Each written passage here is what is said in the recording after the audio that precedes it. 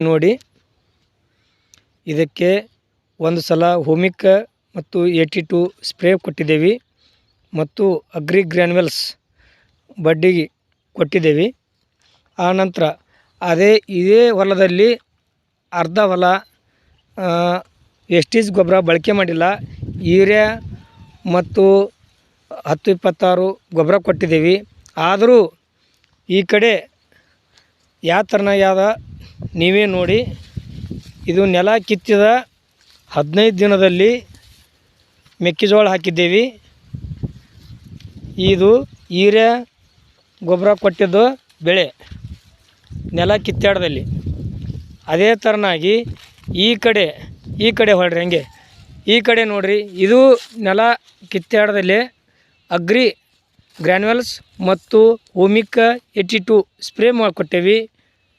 ಈ ಬೆಳೆ ಹೆಂಗದ